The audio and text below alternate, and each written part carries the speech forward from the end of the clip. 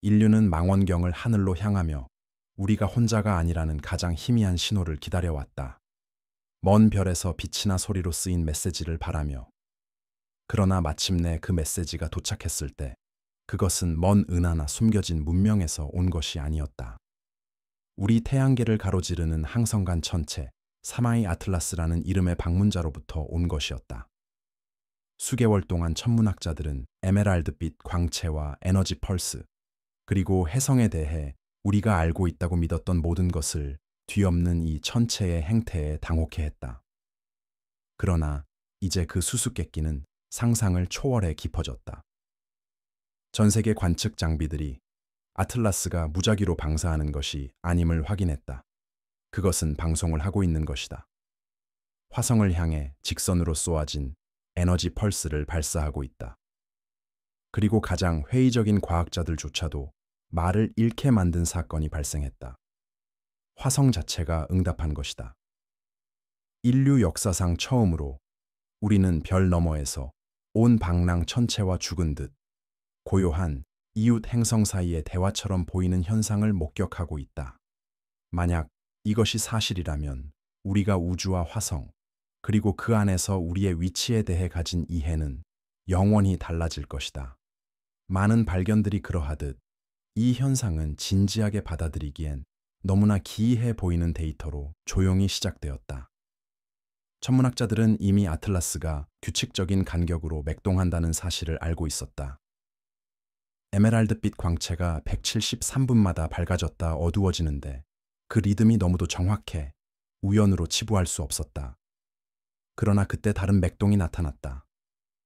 다른 맥동들처럼 바깥으로 흩어져 허공으로 퍼져나가지 않고 집중되어 압축된 빔 형태로 화성을 향해 직접 겨냥된 것이었다. 붉은 행성을 공전하던 궤도선들은 즉시 이 급증을 포착했다. 얇은 화성 대기를 뚫고 수분간 반짝이는 녹색으로 물들일 만큼 강력한 방사선 폭발을 기록한 것이다. 처음엔 각도 이상 현상이나 태양 간섭의 불꽃으로 치부되었다. 그러나 정확히 동일한 지속 시간, 동일한 방향, 동일한 강도로 재발하자 결론은 피할 수 없었다. 아틀라스가 메시지를 보내고 있었다. 이는 무작위가 아니었다. 맹목적이지 않았다. 의도된 것이었다. 인류는 처음으로 항성간 방문자가 신호의 표적을 선택했으며 그 표적이 화성임을 입증하는 증거를 얻었다. 응답은 며칠이나 몇 주가 아닌 거의 즉시 도착했다. 화성 궤도를 도는 위성들은 행성 자체에서 솟아오르는 전자기 파열을 기록하기 시작했다. 아틀라스의 주파수와 일치하지만 변형을 띠는 펄스들, 단순히 원본 신호를 반사한 것이 아니라 변형시킨 듯한 흔적을 지닌 파동이었다. 과학자들은 처음에 이것들이 메아리, 즉 화성의 얇은 자기권을 통해 반사되는 자연적인 잔향이라고 생각했다. 그러나 더 세밀한 분석은 다른 결과를 보여주었다. 펄스들은 정확한 간격으로 지연되었고 주파수가 약간 변조되었으며 의도적인 변조를 암시하는 방식으로 구조화되어 있었다. 더욱 놀라운 것은 지구 기반 망원경들이 희미한 고조파가 우주를 가로질러 되돌아오는 것을 감지하기 시작했다는 점이었다. 마치 화성이 신호를 증폭하여 되돌려 보내는 것처럼 말이다. 데이터를 연구한 이들에게 이는 마치 아틀라스가 질문을 보내자 화성이 그 언어를 자신의 목소리로 반복하며 답한 것과 같았다. 오랫동안 황량하고 침묵하는 세계로 여겨졌던 행성이 갑자기 행성 간 대화의 참여자가 된 것이다. 그 얇은 하늘과 먼지 투성이 땅이 이제 별 너머에서 온 메시지의 에너지로 진동하고 있었다. 수수께끼는 더 깊어졌다. 오래전 탐사선들이 남긴 화성의 지진 관측 장비들이 이전에 기록된 것과는 전혀 다른 활동을 포착하기 시작한 것이다.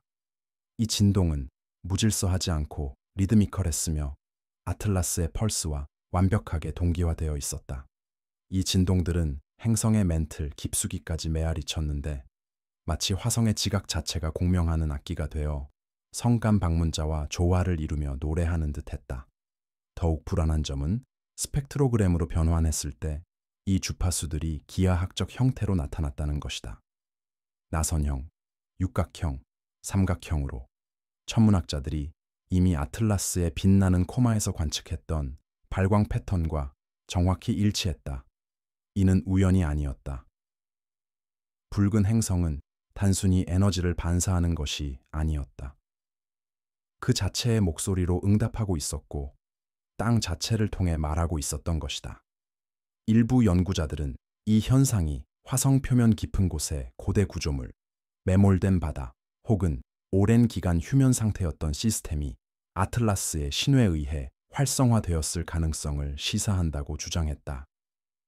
더 나아가 화성 자체가 우리가 상상조차 못한 방식으로 살아있으며 별에서 온 신호에 반응하는 거대한 생명체처럼 공명할 수 있다고 제안하는 이들도 있었다. 진실이 무엇이든 화성이 응답하고 있다는 사실은 부인할 수 없었다. 이 교류가 내포하는 함의는 막을 수 없었다. 아틀라스가 맥동하고 화성이 응답하자 지구 자체도 공명을 느끼기 시작했다. 전 세계의 전파 망원경들은 화성의 메아리와 동일한 희미한 고조파를 포착했다. 정적 속에 묻혀있던 패턴들은 아틀라스의 신호와 일치했지만 붉은 행성의 응답에 의해 변형된 것이었다. 독립 연구자들은 온라인에 발견 내용을 게시했다. 폭발 속에 숨겨진 기이한 기하학적 구조를 보여주는 스펙트로그램을 올렸지만 몇 시간 후 그들의 기록은 신비롭게 사라져 버렸다. 정부는 아무런 설명도 내놓지 않았다. 나이사는 침묵을 지켰다. 그럼에도 진실은 퍼져나갔다. 인류는 더 이상 방관자가 아니었다. 우리는 우주의 대화에 귀를 기울이고 있었다. 우리를 위한 대화가 아니었지만 눈앞에서 펼쳐지고 있었다. 패턴이 강해지고 화성의 신호가 선명해질수록 소름 끼치는 깨달음이 스멀스멀 퍼져나갔다. 아틀라스가 무엇을 물었든 화성은 답했다. 그리고 그 교류의 메아리는 이미 지구에 닿고 있었다. 화성의 두 작은 위성 포보스와 다모스는 그저 포획된 소행성에 불과한 황량한 세계를 도우는 생명 없는 암석으로 여겨져 왔다. 그러나 아틀라스의 신호가 화성에 닿고 행성이 응답하기 시작하자 놀라운 일이 벌어졌다. 궤도선 탑재 장비들은 포보스가 화성의 맥박과 완벽히 동기화된 전자기 방사선 폭발을 반사하고 있음을 감지했다. 마치 교류를 증폭하는 중계 노드처럼. 더 희미하고 먼 궤도에 있는 다모스는 다른 방식으로 응답했다. 간헐적으로 에메랄드빛 광채를 발산했는데 지구 망원경은 이를 우주 공간의 검은 배경에 번쩍이는 섬광으로 포착했다. 이는 단순한 햇빛 반사가 아니었다. 시간에 맞춰 구조화되고 의도된 현상이었다. 오랫동안 무관심한 존재로 여겨졌던 위성들이 갑자기 대화에 적극적인 참여자가 된 것이다. 과학자들은 이처럼 작고 무기력한 천체들이 어떻게 신호와 상호작용할 수 있는지 설명하기 위해 분주했다. 그러나 가장 단순한 설명이 동시에 가장 불안한 것이었다. 마치 모든 암석과 궤도 천체가 아틀라스의 신호를 기다려온 듯 화성계 전체가 깨어났다. 처음엔 화성 탐사차들은 영향을 받지 않은 듯 먼지 측정, 이미지 촬영, 데이터 전송 등 일상 임무를 계속했다. 그러나 펄스가 강해지자 하나둘씩 전송이 중단되기 시작했다. 첫 번째 탐사차는 녹색 잡음 줄무늬로 가득 찬 손상된 파일을 보냈다. 또 다른 탐사차는 비정상적인 빛에 비친 지평선의 마지막 흐릿한 이미지를 전송한 뒤 연결이 끊겼다. 지구상의 엔지니어들은 통제권을 되찾기 위해 필사적으로 명령을 연달아 보냈다. 그러나 기계들은 침묵을 지켰다. 그리고 가장 불안한 세부 사항이 드러났다. 한 탐사차가 전원을 꺼지기 직전 단 한 번의 데이터 펄스를 전송한 것이다. 해독된 이진 코드 흐름은 아틀라스의 펄스에 숨겨진 패턴과 동일한 반복되는 소수들로 이루어져 있었다. 결론은 무시할 수 없었다. 로버들은 무작위 고장이 아니었다. 공명에 끌려들어 아틀라스와 화성을 연결하는 동일한 수학적 서명을 반복하도록 강요당한 것이다. 우리의 기계 탐사선들은 마지막 순간 신호의 일부가 되어버린 것이다. 로버들이 침묵한 직후 지구 자체가 행성 간 배경 잡음에 실린 기이한 신호를 포착하기 시작했다. 호주, 남아프리카, 칠레의 전파 망원경들은 아틀라스의 주파수와 화성의 에코 모두와 일치하는 희미한 신호 파열을 포착했다. 처음에는 잡음처럼 보였지만 세심한 분석을 통해 로버들이 전송했던 것과 똑같이 소수, 수슈더로 반복되는 시퀀스가 드러났다. 더 불안한 점은 화성의 특정 지역이 시야에 들어올 때 신호가 강해진다는 사실이었다.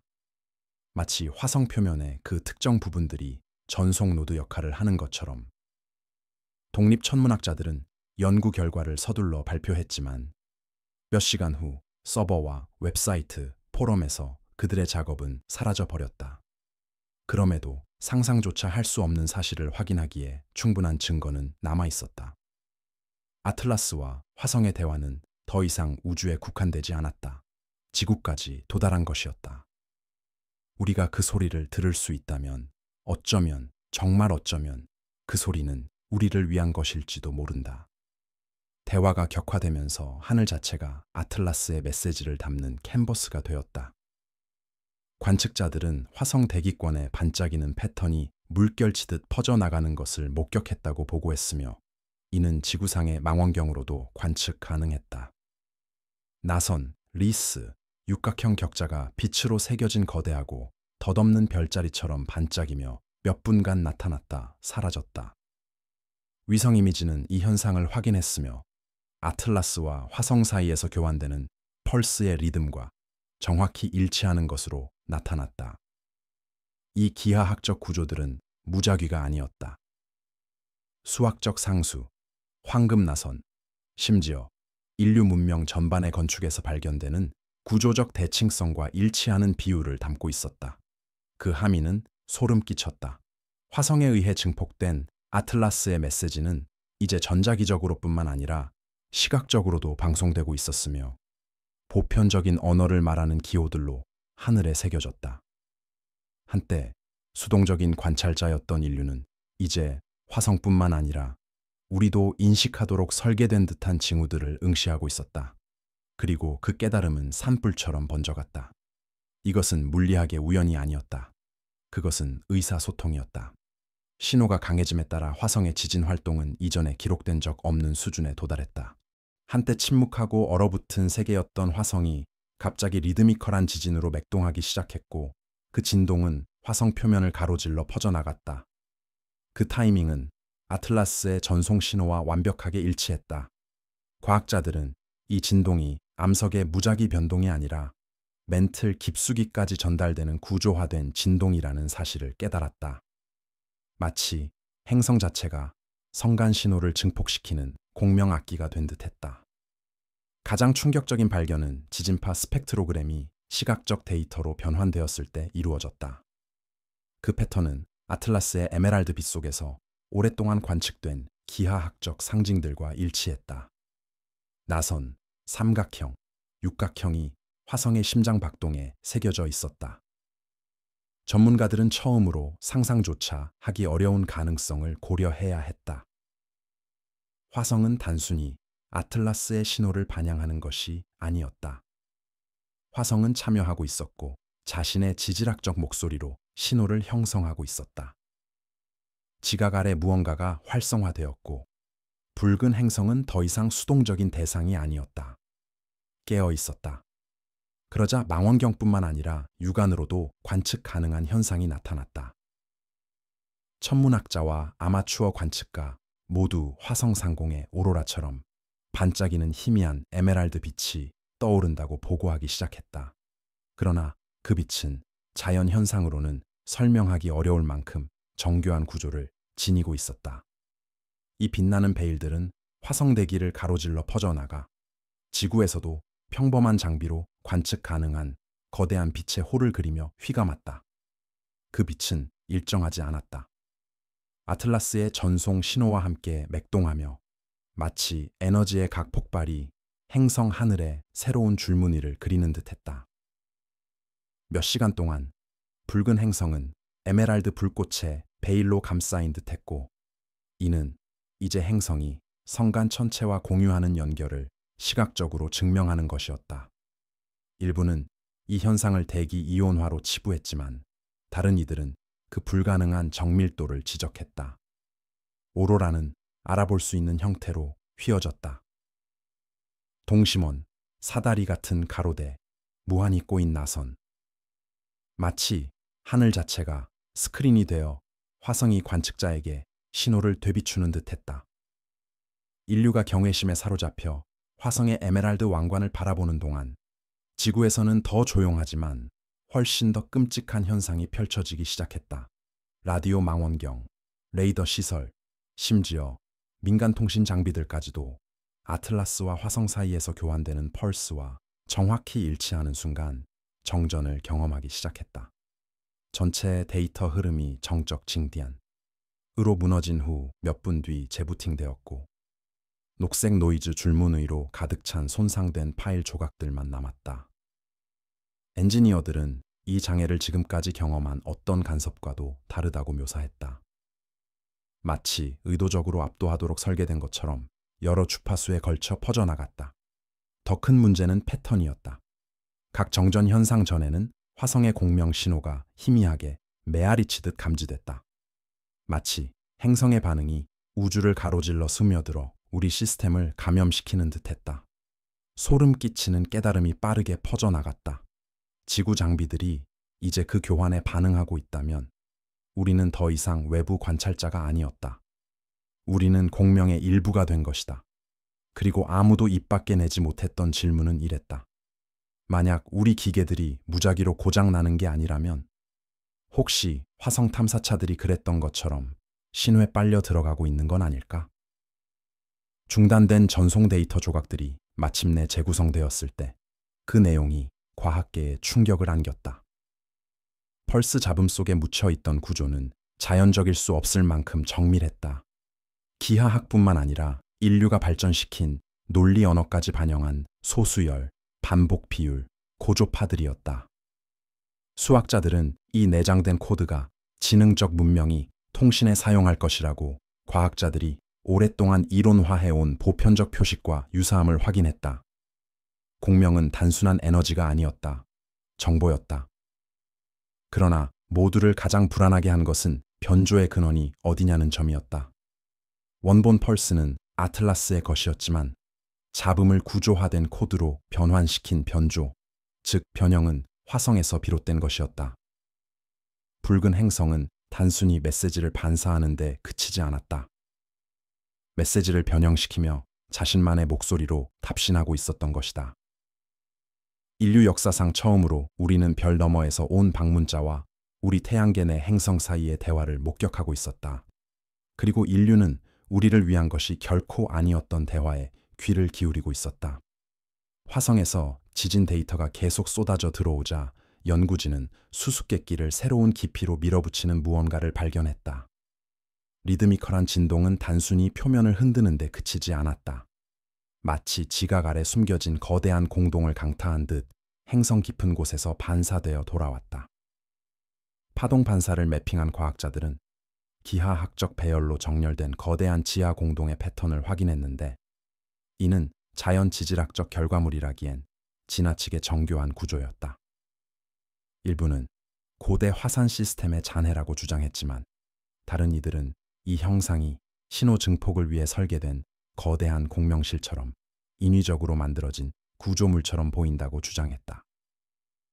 소름 끼치는 함의는 화성이 단순히 아틀라스와의 대화 참여자가 된 것이 아니라 애초부터 이를 위해 설계되었다는 점이었다. 인류가 한때 황량하고 생명 없는 행성이라 여겼던 화성이 갑자기 별 너머에서 올바른 주파수가 호출할 때만 깨어나는 조율된 도구로 드러나고 있었다. 그리고 이제 그 호출이 도착한 것이다. 한편 화성의 가장 안쪽 위성인 포보스에서 이상한 현상이 발생하기 시작했다. 오랜 세월 동안 매 세기마다 화성으로 점점 더 가까워지는 운명의 위성으로 여겨졌던 포보스의 하강 속도가 갑자기 가속화되었다. 추적 관측소들은 포보스의 궤도가 더 이상 안정적이지 않음을 확인했다. 포보스는 아틀라스와 화성 사이에서 교환되는 펄스와 동기화되어 미세하게 조정되고 있었다. 더욱 기이하게도 고해상도 이미지는 표면 전체에 걸쳐 희미하게 빛나는 균열들을 보여주었는데 마치 먼지 덮인 지각 아래에서 퍼져나가는 에메랄드빛 정맥 같았다. 어떤 이들에게 이는 조성력에 의한 응력 균열의 증거로 보였다. 그러나 다른 이들에게는 활성화로 보였다. 마치 포보스가 단순한 암석이 아닌 화성이 지금 반향하는 것과 동일한 신호에 반응하며 생명을 얻은 기계 장치처럼 말이다.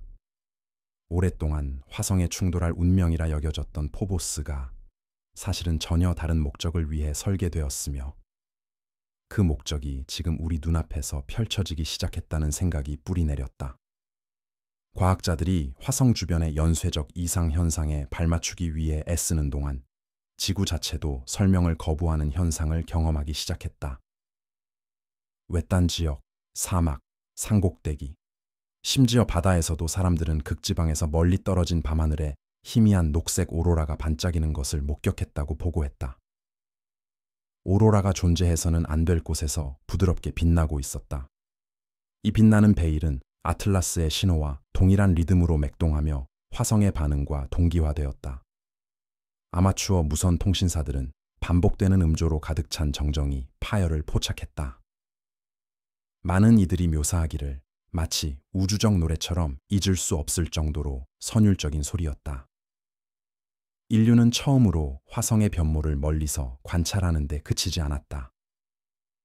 우리는 지구에서 그 영향을 직접 느끼고 있었다. 마치 대화가 공허를 넘어 흘러넘쳐 우리가 통제하거나 벗어날 수 없는 공명으로 우리 세계를 끌어당기는 듯했다.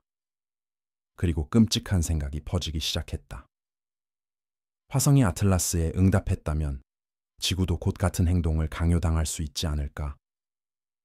이상 현상이 쌓여가자 학자와 역사가들은 새로운 긴박감으로 고대 기록을 재검토하기 시작했다.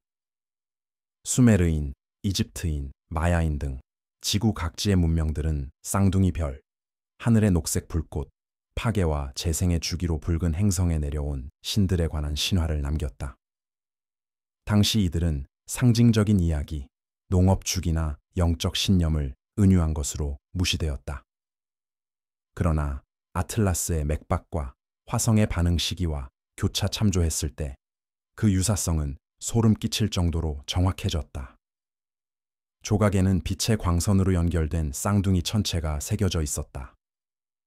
석판에는 붉은 행성이 포효하며 깨어날 때까지 속삭이는 녹색 뱀이 묘사되어 있었다.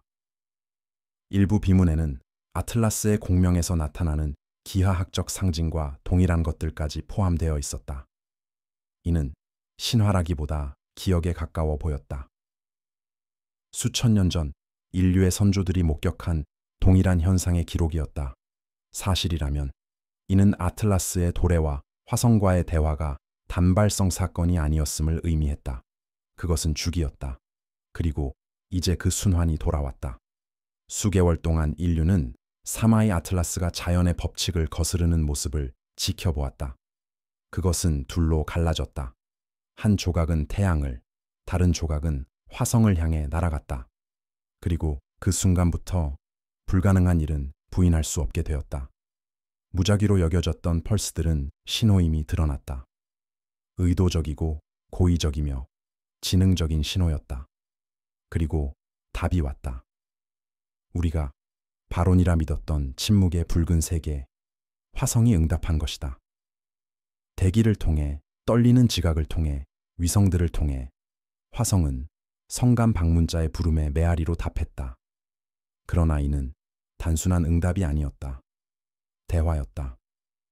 지진파가 화성의 심장 박동에 기하학적 무늬를 새겼다. 오로라가 얇은 하늘의 수학적 기호를 그려냈다. 포보스조차 궤도를 바꾸며 에메랄드빛 균열로 빛나기 시작했다. 마치 수천 년의 잠에서 깨어난 듯. 공명이 커지자 그것은 우리에게 닿았다.